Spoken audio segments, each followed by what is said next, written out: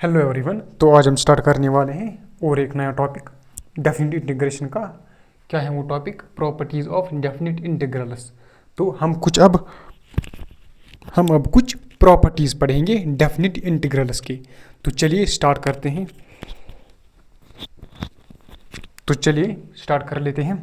तो property one क्या है? Property first, integration from A to b f of x d x is equal to integration of from A to b f of t d t. हमने क्या किया? हमने variable को change किया, x की जगह हमने टी पुट किया। तो इस पर कोई फ़र्क नहीं पड़ेगा, ये इंटीग्रेशन सेम रहेगा। दैट इज़ मैंने नीचे लिखा है, change of variable does not change value of integral. तो जो अगर हम वेरिएबल को चेंज करेंगे तो इंटीग्रल चेंज नहीं होगा। तो इसको हम प्रूफ भी कर सकते हैं। देखिए, तो लेफ्ट हैंड साइड से क्या है, पहले हम लेफ्ट हैंड साइड से देखेंगे। मैं यहाँ चलता हूँ लेफ्ट हैंड साइड से। मान लीजिए एफ ऑफ एक्स का इंटीग्रेशन आ गया जी ऑफ एक्स, हमने लिमिट्स लगा दी ए टू बी, तो वो क्या आ गया? G of B minus G of A, है ना। मान लीजिए एफ ऑफ टी का integration of G of T आ गया। क्या आ गया? जी ऑफ टी का, एफ ऑफ टी का इंटीग्रेशन जी ऑफ टी, हमने लिमिट्स लगा दी ए टू बी, तो क्या आ गया?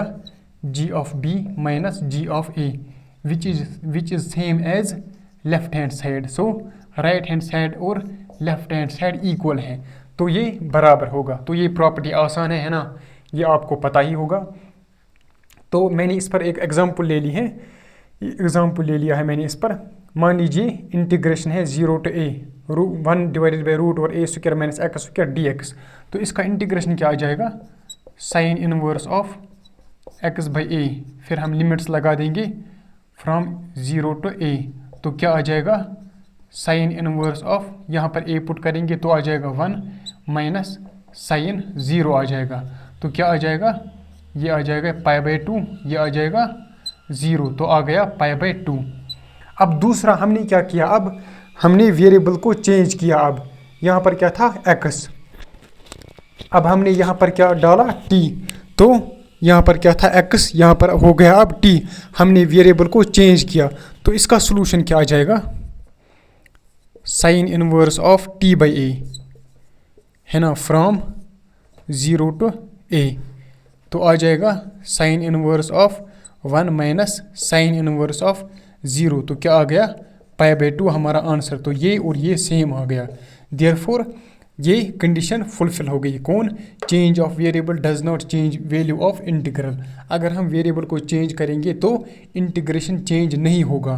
हमें इस एग्जांपल से पता चल गया। किस एग्जांपल से? इस एग्जांपल से हमें पता चल गया। तो चलिए अब स्टार्ट करते हैं नेक्स्ट प्रॉपर्टी, प्रॉपर्टी नंबर 2। तो प्रॉपर्टी नंबर 2 क्या है? अगर ऐसा होगा integration from A to b f of x d x, हमने अब क्या किया? हमने जो लिमिट्स हैं ए और बी, हमने इसको चेंज किया। नीचे क्या था? लोअर लिमिट क्या थी? ए, और अपर लिमिट क्या था? बी। अब लोअर लिमिट क्या है? बी, और अपर लिमिट है ए। तो इधर क्या हो जाएगा? इधर क्या हो जाएगा? साइन इसका चेंज हो जाएगा, इधर माइनस हम लगा देंगे। जब भी हम लिमिट्स चेंज करेंगे, ये हैं ए और ये हैं बी, हमने अब इसको चेंज किया, उल्टा किया। यहाँ पर लगाया बी और यहाँ पर ए, लोअर लिमिट बी और अपर लिमिट क्या रह गया? ए, तो साइन चेंज होगा। तो हम कह सकते हैं that is interchange of limits of a definite integral change only it sign. अगर हम इंटरचेंज करेंगे लिमिट्स को तो चेंज क्या होगा? इट साइन ओनली, साइन इसका चेंज होगा। अगर ये पॉजिटिव था तो ये क्या हो गया? नेगेटिव, इसका साइन चेंज हो गया। हम इसको प्रूफ भी कर सकते हैं। देखिए कैसे। मान लीजिए एफ ऑफ एक्स का इंटीग्रेशन आ गया जी ऑफ एक्स, तो कहाँ से कहाँ तक इंटीग्रेशन डालना है? ए से बी तक, तो क्या आ गया? G of B minus G of A. तो यहाँ से क्या आ गया? ये तो हो गया लेफ्ट हैंड साइड से। राइट साइड से क्या आ जाएगा? माइनस। मान लीजिए इसका इंटीग्रेशन आ गया जी ऑफ एक्स, है ना, तो कहाँ से कहाँ तक? बी से ए तक, तो क्या आ गया? Negative of G of A minus G of B. हम नेगेटिव साइन को अंदर लेंगे तो क्या बच गया? G of B minus G of A. तो ये और ये सेम आ गया, देखो राइट हैंड साइड से और लेफ्ट हैंड साइड से सेम आ गया, तो ये सेम है, ये इक्वल है। हमने क्या किया, बस हमने लिमिट्स को चेंज किया। यहाँ पर था ए, यहाँ पर था बी, हमने यहाँ पर बी लिखा और यहाँ पर ए लिखा। तो हमने क्या किया, लोअर लिमिट हमने यहाँ पर ए लिखा और अपर लिमिट बी था। तो यहाँ पर लोअर लिमिट बी था और यहाँ पर अपर लिमिट ए था। तो हमें क्या करना है, हमें यहाँ पर नेगेटिव साइन लगाना है, हमें साइन को चेंज करना होगा, तो तब हम ये प्रॉपर्टी यूज़ कर सकते हैं, है ना। तो चलिए ये थी प्रॉपर्टी नंबर सेकंड। अब चलते हैं प्रॉपर्टी नंबर थर्ड की तरफ। तो चलिए इसको पहले रब कर लेते हैं।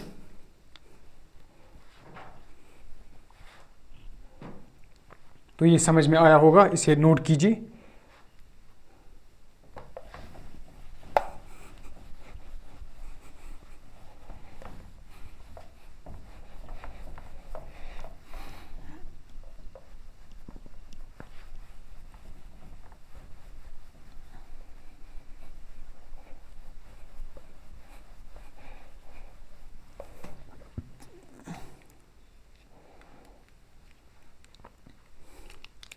अब हम पढ़ते हैं प्रॉपर्टी 3।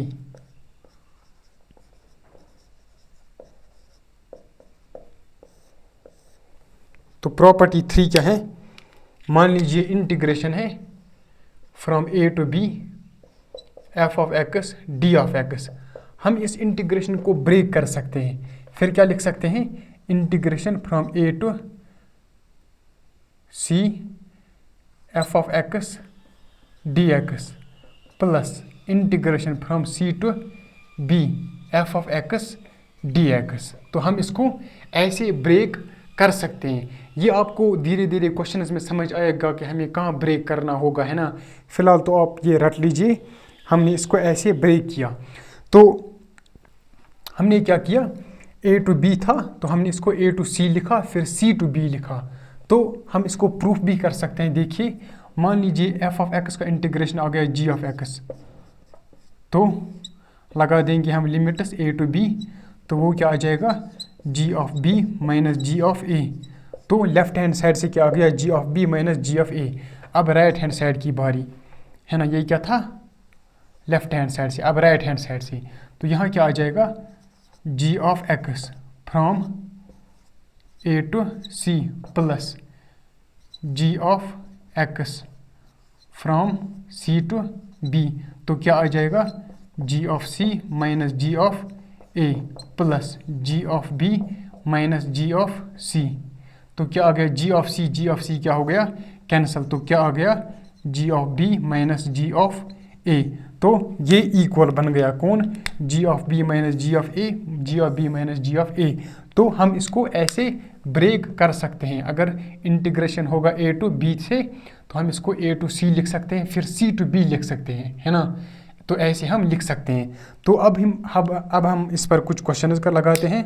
तो चलिए शुरू करते हैं कुछ क्वेश्चंस के साथ। आपको वहाँ समझ में आ जाएगा कि हम इसको कैसे ब्रेक करते हैं, है ना।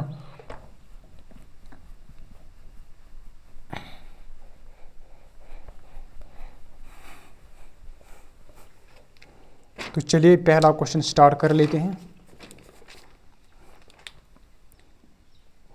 तो क्वेश्चन क्या है, if F of x is equal to x square for x is less than 2 and greater than और equal to 0 and is equal to 3x minus 4 for x is greater than or equal to 2 and less than 3, then evaluate integration from 0 to 3 f of x dx। तो ये हमें question दिया हुआ है। तो चलिए इसको करते हैं सॉल्यूशन। तो हमें क्या इवेल्युएट करना है, हमें क्या सॉल्व करना है, 0 to 3 f of x dx। तो यहाँ पर हमें दिया हुआ है ऊपर, यहाँ पर फंक्शन ब्रेक हो रहा है, कहाँ पर, 2 पर, है ना।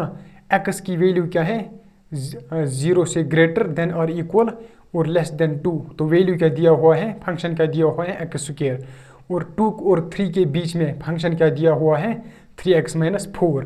तो हमें 0 से 3 तक जाना है, तो हम पहले 0 से 2 तक जाएंगे, हम इसको ब्रेक करेंगे। क्यों? क्योंकि यहाँ पर हमें ब्रेकिंग फंक्शन दिया हुआ है, यहाँ पर ब्रेक किया हुआ है फंक्शन। तो हम क्या करेंगे 0 से स्टार्ट करेंगे, 0 से 0 पहले जाएंगे 0 से 2 तक। तो फंक्शन क्या दिया हुआ है x² dx प्लस फिर जाएंगे हम 2 से 3 तक, 2 से 3 तक तो फंक्शन क्या दिया हुआ है 3x - 4 dx। अब हम इसका इंटीग्रेशन करते हैं ना, हमने क्या किया ब्रेक 0 to 2, 2 to 3, वो इसी के बराबर आ जाएगा है ना। यहाँ पर हम ये कर सकते हैं। तो फिर हमें इंटीग्रेशन करना है जैसे हम करते थे है ना, खुद भी कर सकते हो आप, x³ 3 फ्रॉम 0 to 2 प्लस यहाँ पर क्या आ जाएगा 3x² 2 from 2 to 3 minus 4 times x 2 to 3, तो क्या आ जाएगा 8/3 plus 3 times 9/2 minus 4/2 minus 4 times 3 minus 2। अब इसको आप खुद सॉल्व कर सकते हो है ना। मुझे तो काम था कंसेप्ट समझाना, मैंने वो समझाया, अब इसको आप खुद सॉल्व कर सकते हो है ना। ये तो बच्चों वाली चीज़ है ना, तो इसको अब आप खुद सॉल्व कर सकते हो। तो चलिए अब नेक्स्ट क्वेश्चन स्टार्ट कर लेते हैं।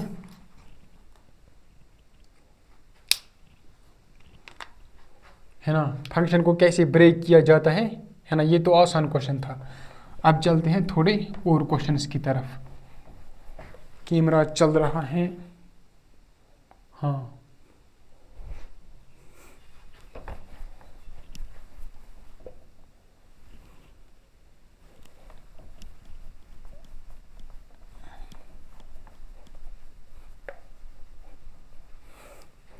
तो नेक्स्ट क्वेश्चन क्या है,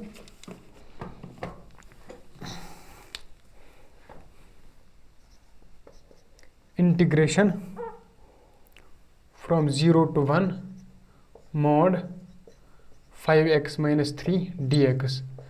तो ये हमारा नेक्स्ट क्वेश्चन है। तो अब इसको करते हैं। तो इसको कैसे किया जाता है, देखिए ध्यान से देखिए इस क्वेश्चन को है ना, फिर मैं नहीं बताऊंगा दोबारा। तो कैसे करते हैं इसको हम, इस क्वेश्चन को देखिए यहाँ पर क्या है मॉड, तो मॉड सॉल्यूशन इसका, तो क्या आ जाएगा इसका मॉड 5x - 3, वो किसके बराबर है, वो होगा बराबर 5x - 3 है ना। वो किसके बराबर, हमने ये पॉजिटिव में लिखा, कौन 5x - 3 व्हेन,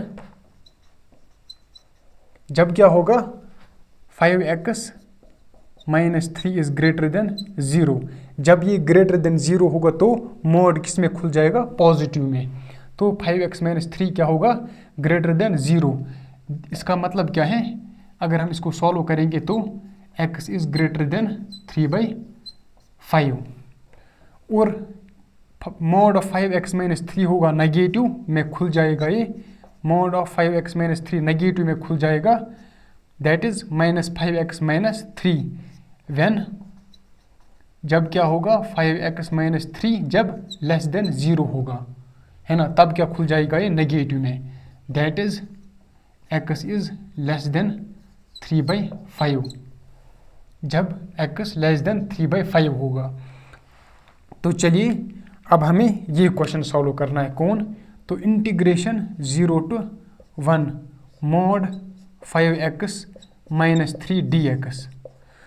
तो इसको हम ऐसे लिख सकते हैं। तो ब्रेक कहाँ पर हो रहा है फंक्शन, देखिए ब्रेक हो रहा है, हमें कहाँ से कहाँ तक जाना है 0 से 1 तक, 0 से 3/5 तक क्या है, ये फंक्शन दिया हुआ है 5x - 3 है ना, और 3/5 से ग्रेटर है ना, x is greater then 3/5, x is less then 3/5 पर क्या फंक्शन दिया हुआ है -5x - 3, और ग्रेटर पर क्या दिया हुआ है 3/5। तो हम इस फंक्शन को ब्रेक करेंगे, तो हम इस इंटीग्रेशन को ऐसे लिखेंगे 0 to 3/5, 0 to, हम पहले कहाँ से कहाँ तक गए 0 to 3/5, तो 0 to 3/5 कहाँ लाई कर रहा है, यहाँ से हम वो फंक्शन निकाल सकते हैं क्या है, मतलब यहाँ से वो फंक्शन दिया हुआ है 0 से 3/5, मतलब x is less than 3/5। Function कौन सा दिया हुआ है, -5x - 3। तो फंक्शन कौन सा दिया हुआ है, -5x - 3 dx plus integration of, अब कहाँ से कहाँ तक जाएंगे हम, 3/5 से कहाँ तक जाना है हमें, 1 तक। तो ब्रेक कहाँ पर हुआ, 3/5 पर।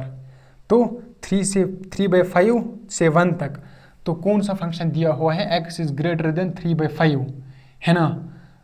वही क्या दिया हुआ है हमें, 5x - 3, ये फंक्शन दिया हुआ है हमें dx। फिर से समझाता हूँ, 0 से 3/5 कहाँ पर है, x इज़ लेस देन 3/5, है ना, वही आता है ना। तो क्या आ जाएगा, -5x - 3 फ्रॉम 3/5 to 1, 3/5 to 1 कहाँ लाई कर रहा है, 3/5 to 1, तो x इज़ ग्रेटर देन 3/5, तो 3/5 से ग्रेटर हमें चाहिए, है ना। तो क्या आ जाएगा, 5x - 3। तो अब इसको इंटीग्रेशन करना है, इसका इंटीग्रेशन अब आप खुद कीजिए, है ना। इसका इंटीग्रेशन अब आसान होगा, कैसे, देखिए यहाँ पर क्या है, -5x का इंटीग्रेशन क्या आ जाएगा, 5x²/2, है ना। फिर लिमिट्स लगाना, फिर ये सॉल्व हो जाएगा। मेरा काम था कंसेप्ट बताना, मैंने वो बता दिया, है ना। तो इसको आप खुद सॉल्व कीजिए, इसका आंसर फिर क्या आ जाएगा, 13/10 इसका आंसर आ जाएगा, जब आप ये खुद सॉल्व करोगे, है ना। प्रैक्टिस भी हो जाएगी आपकी, है ना। तो इसको आप खुद सॉल्व कर लेना।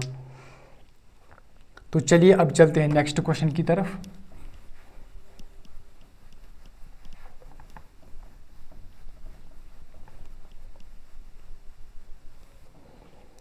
तो नेक्स्ट क्वेश्चन क्या है,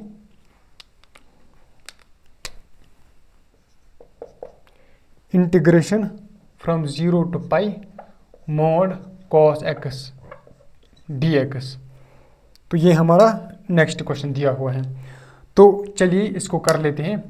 तो mod cos x किसके बराबर होगा, ये होगा cos x के बराबर, व्हेन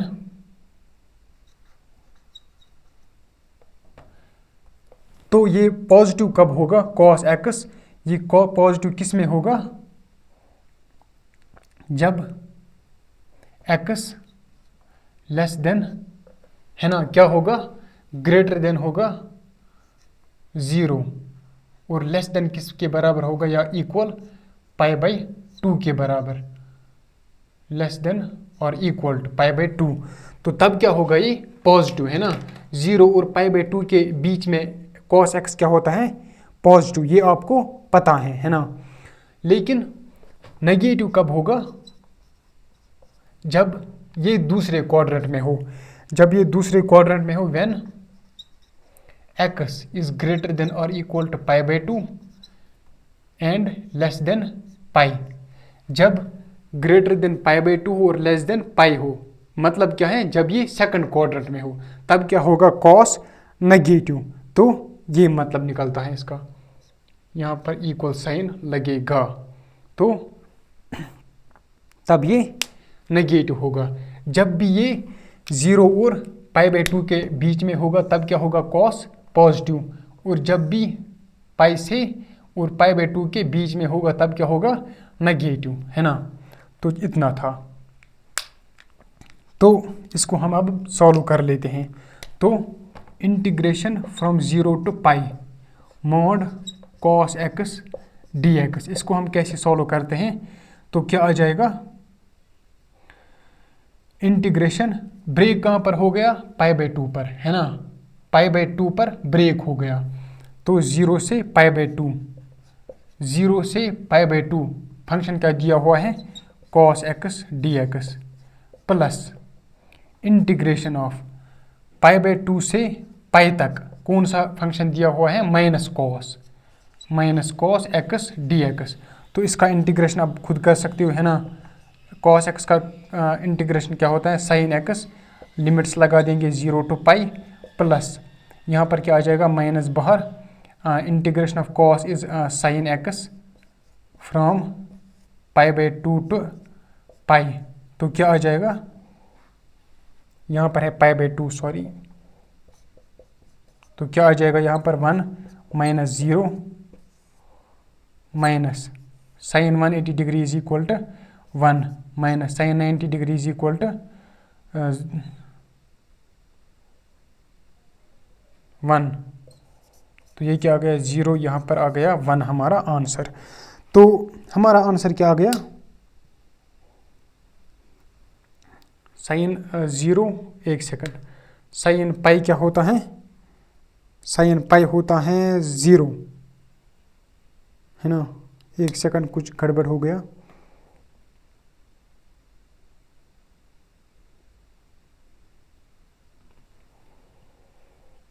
साइन पाई होता है यहाँ पर 0, है ना, 0 होता है, तो यहाँ पर आ जाएगा 1, तो आ जाएगा हमारा आंसर 2 सॉरी, है ना। तो हमारा आंसर क्या आ गया, 2 हमारा आंसर आ गया। तो चलिए अब चलते हैं नेक्स्ट क्वेश्चन की तरफ। इसको रब करते हैं, है ना। चलिए अब चलते हैं नेक्स्ट क्वेश्चन की तरफ। कैमरा चल रहा है, हाँ ठीक से दिखाई दे रहा है, हाँ। चलिए क्वेश्चन मैंने लिख दिया है। तो क्वेश्चन क्या है, integration from -1 to 1 e⁻ mod x। तो mod x किसके बराबर होता है, -x when x is less then 0। तो -x होता है जब x लेस देन 0 होगा, और x होता है जब x इज ग्रेटर देन और इक्वल टू 0।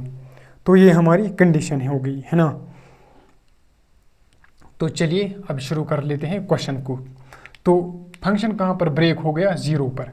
तो हम इसको कैसे लिखेंगे, इसको integration from -1 to 1 e⁻ mod x dx किसके बराबर आ जाएगा, इंटीग्रेशन फ्रॉम -1 to 0 पर भी ब्रेक हो रहा है ना, 1 to 0, -1 to 0 मतलब x is less then 0, function क्या दिया हुआ है -x dx, plus integration from 0 to 1 जाएंगे हम, है ना। फंक्शन कहाँ पर ब्रेक हो गया, 0 पर। तो 0 to 1 मतलब bigger than 0, x is greater than और इक्वल टू 0, फंक्शन क्या दिया हुआ है x dx। सॉरी यहाँ पर था, सॉरी गलती हो गई मेरी।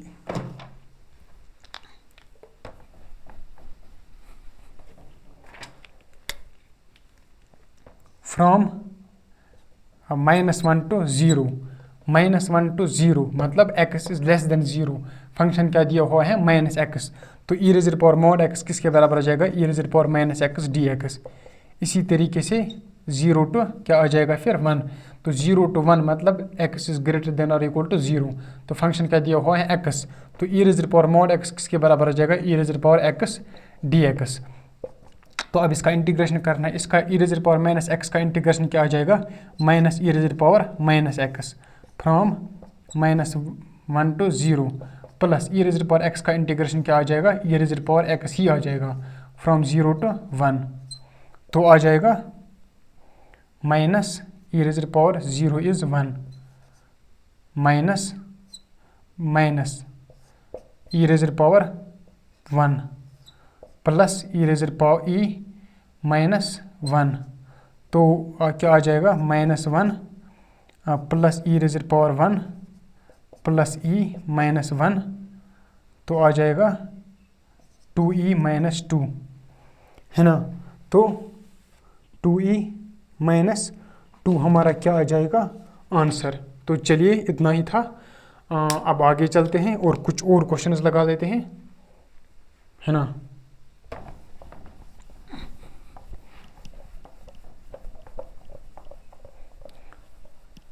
तो ये हो गया इतना। अब कुछ और क्वेश्चंस करते हैं नेक्स्ट लेक्चर में, तब तक के लिए ओके भाई, है ना। दूसरे वीडियो में कर लेते हैं। तो चलिए बाय, आज के लिए इतना ही।